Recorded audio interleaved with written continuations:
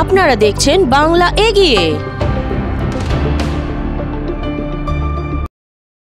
কলকাতায় মঙ্গলবার 15ই এপ্রিল পয়লা বৈশাখ পালন হলো। পশ্চিমবঙ্গ দিবস পালন করলেন পৌরপিতা Swapan Das, ward number 16, Kolkata municipality. এদিন রাস্তায় হাঁটতে দেখা যায় পাশাপাশি বিধায়ক সুপ্তি পাণ্ডেকেও আর বহু বিশিষ্ট ব্যক্তিকে। অনুষ্ঠানের সাথে অনেক বাচ্চাদের হাতে মিষ্টির বাক্স তুলে দিলেন বিধায়ক নিজের হাতে করে, সাথে ছিলেন পৌরপিতা। আসুন দেখে নেব তারই কিছু চিত্র আর কথা বলে নিন প্রতিনিধিদের সঙ্গে।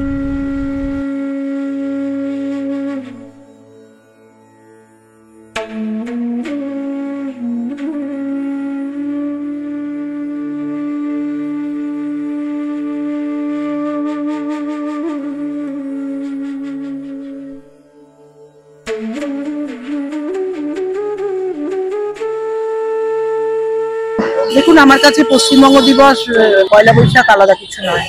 পশ্চিমবঙ্গের একন থেকে ওকন সারা দেশ জুড়ে আমাদের এই নতুন বছর আমরা বসে থাকি। এটা ছোটবেলাকার অভ্যেস, আমাদের নস্টালজিয়া, এর সঙ্গে বহু স্মৃতি জড়িয়ে আছে।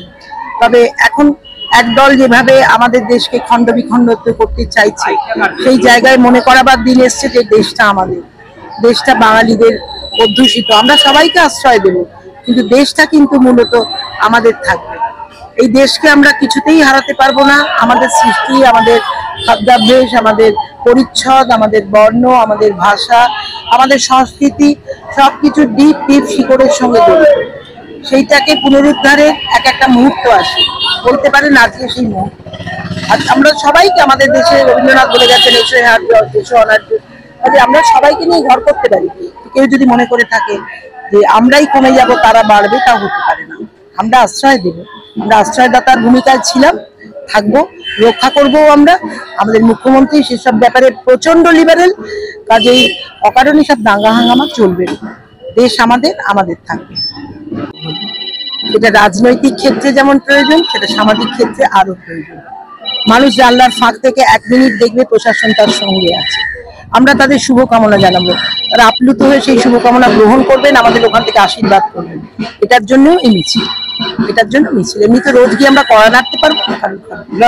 হ্যাঁ ভাই, যত সময় আপনি বার করতে পারবেন তাদের জন্য, তারা তত বেশি আপনার সঙ্গে সম্পৃক্ত হবে। আমাদের পক্ষে সেই সময়টা বিভিন্ন কাজের চাপে কম, আমাদের আরো বেশি। ঢাকের শব্দ একটা শুভ আমাদের অঞ্চলের ওয়ার্ডের মানিকতলা বিধানসভা কেন্দ্রের মধ্যে আমাদের 16 নম্বর ওয়ার্ড। এটা একদম আমাদের মানিকতলার তৃণমূল পরিবার একেবারে। সুতরাং ঢাকের শব্দ আগে আমরা জনগণকে দিলাম, শোনালাম, তারপরে তো আজকে পথ শুরু হলো।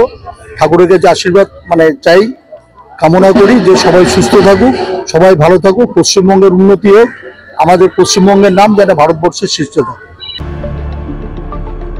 দেখতে থাকুন বাংলা এগিয়ে।